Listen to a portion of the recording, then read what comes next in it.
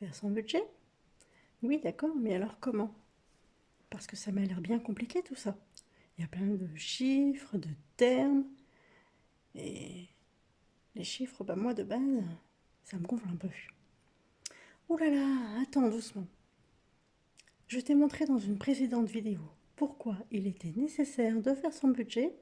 Je vais maintenant t'expliquer comment établir ton budget en 3 étapes. Faire ton budget n'aura plus aucun secret pour toi. Allez, go!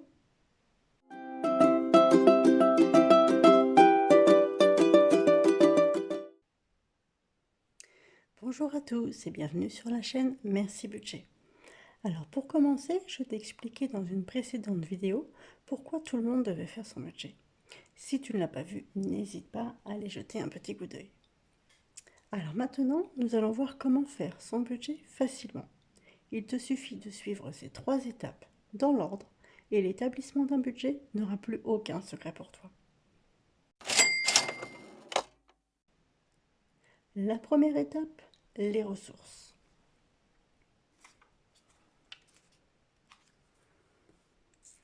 Alors la première étape, c'est de lister toutes tes ressources. Pour cela, tu vas prendre tes relevés de compte, que ce soit sur papier ou en ligne, et tu vas prendre les 3 à 4 derniers mois. Donc tu dois regarder précisément quelles sont tes rentrées d'argent.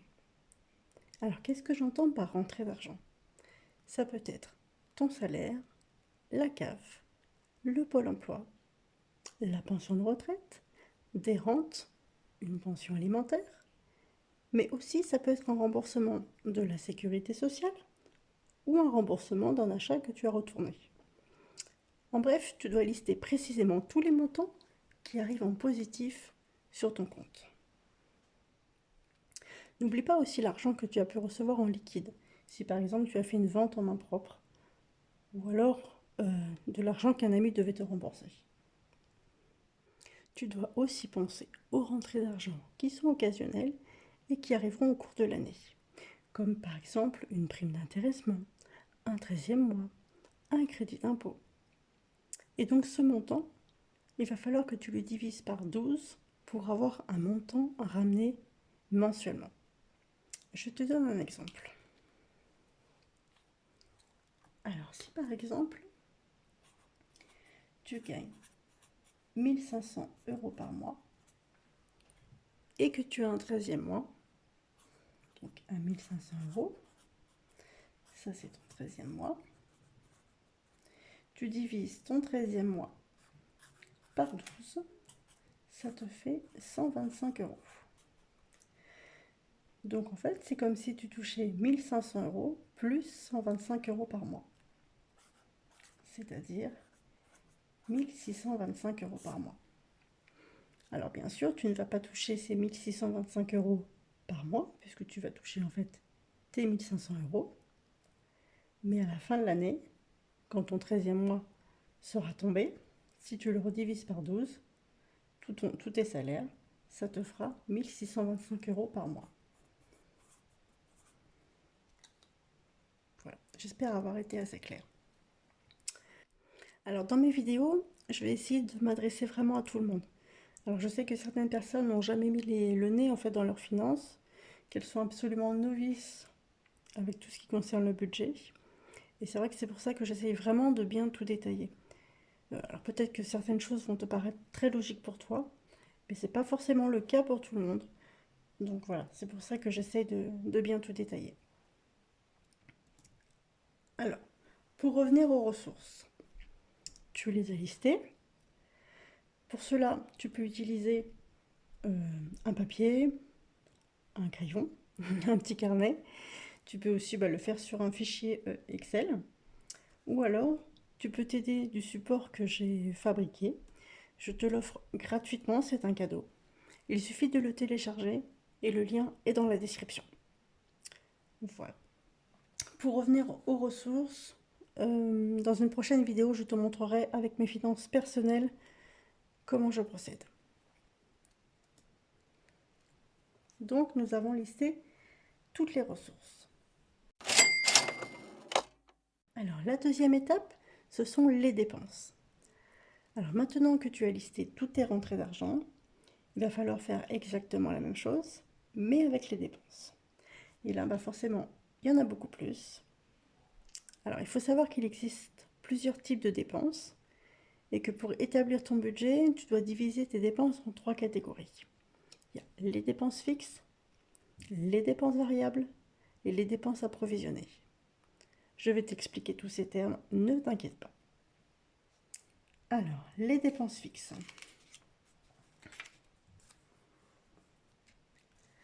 Donc, ce sont des dépenses que tu as tous les mois et dont le montant est toujours le même. Alors, ça va être par exemple le crédit de ta maison, ton loyer, tes prélèvements d'électricité, de gaz, une pension alimentaire, ta prévoyance, ton internet, un abonnement, un bouquet de chaîne, ta carte de transport. En fait, chez la plupart des personnes, ces dépenses sont prélevées automatiquement sur le compte bancaire, et toujours à la même date. Aussi, tu dois penser aux factures qui ne sont pas payées mensuellement. Par exemple, si tu payes ton assurance voiture une fois par an, tu prends ce montant global que tu redivises par 12 pour ramener mensuellement. Ça correspond donc au montant que tu devrais payer si tu le payais mensuellement. Si tu as une facture semestrielle, tu la divises par 6, etc. Enfin bref, je ne vais pas tout te détailler, je pense que tu as compris le principe. Donc ce sont les dépenses fixes. Tu dois toutes les lister. Donc sur ton papier, tu fais une première colonne où tu notes le loyer, le montant, Internet, le montant, etc. Sur mon fichier que je t'offre gratuitement, tu auras toutes les cases pour remplir. Ensuite, deuxième type de dépenses, les dépenses variables.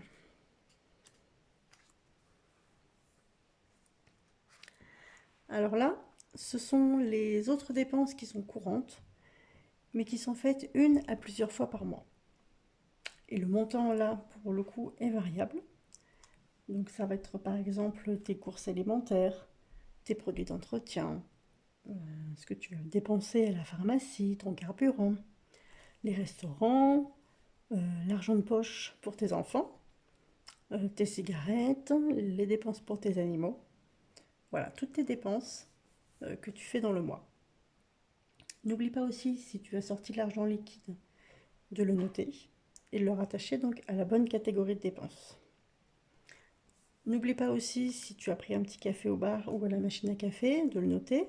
Si tu as acheté un jeu gratté ou un croissant à la boulangerie en sortant du boulot, tu le notes aussi.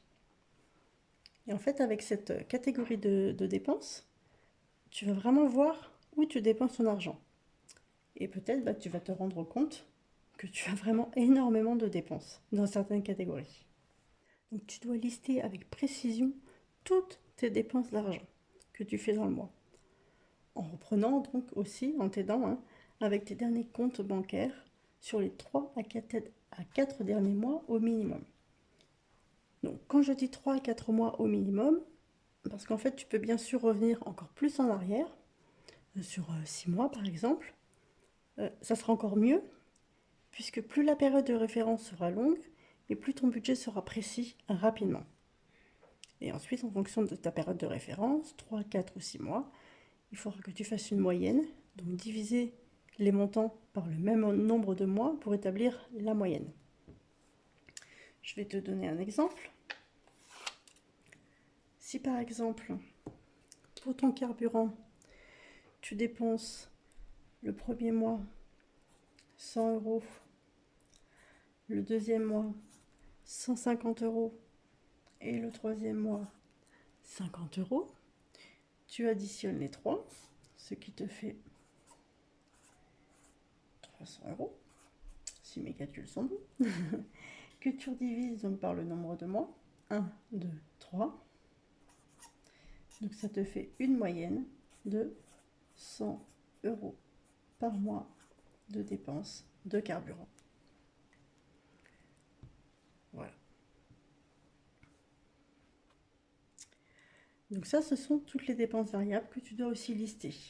Sur mon support, tu auras une case, des cases, pour noter toutes tes dépenses variables. autre catégorie à lister, ce sont les dépenses approvisionnées.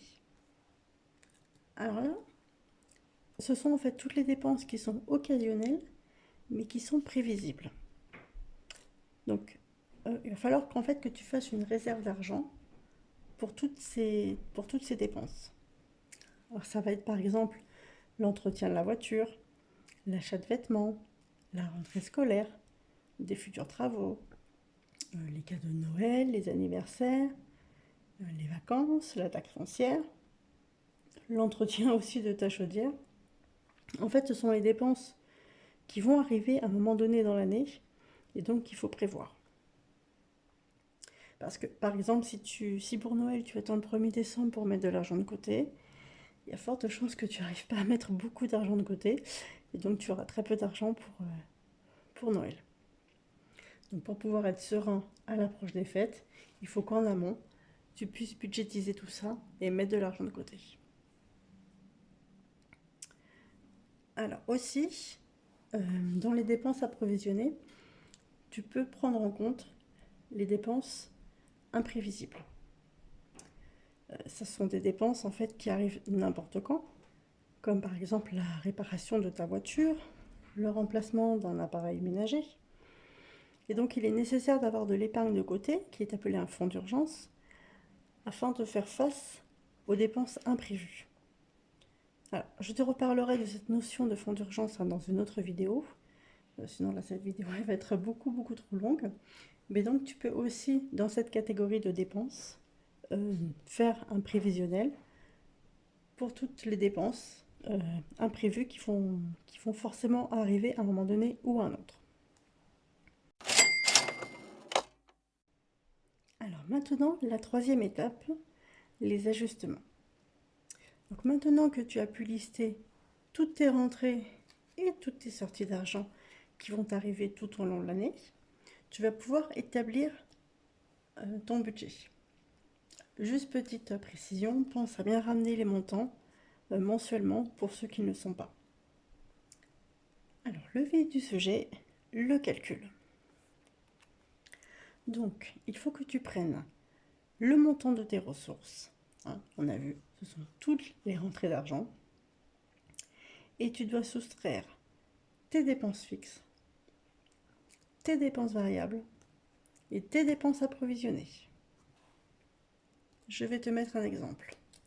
Si donc tu as 1500 € par mois de rentrée et que tu as par exemple 600 € de dépenses fixes, que tu as 400 € de dépenses variables et que tu as 300 € de dépenses approvisionnées, le calcul va être 1500 moins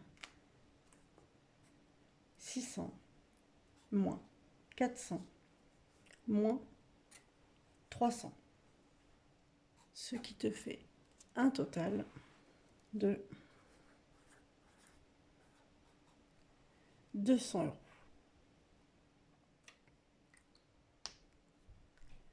Alors, si ce montant est positif, comme là sur mon exemple, c'est super. Ça veut dire que cette somme, tu vas pouvoir l'épargner ou te faire un petit peu plus plaisir dans une des catégories. Par contre, si ce montant est négatif, ça veut dire que tes dépenses sont supérieures à tes ressources. Et là, ça pose problème parce qu'à un moment donné, tu vas te retrouver à découvert. Donc là, il va falloir passer à l'action, réajuster ton budget parce que vraiment, il y a urgence. Donc dans un premier temps, il va falloir rééquilibrer ton budget et l'idée est que par la suite, tu puisses être en positif afin de pouvoir épargner. Donc pour équilibrer ton budget, je t'en parlerai dans une prochaine vidéo.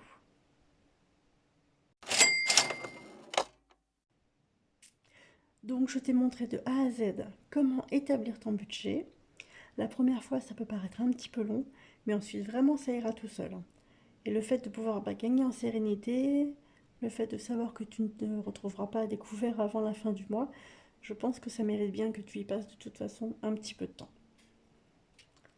Alors, des petites astuces.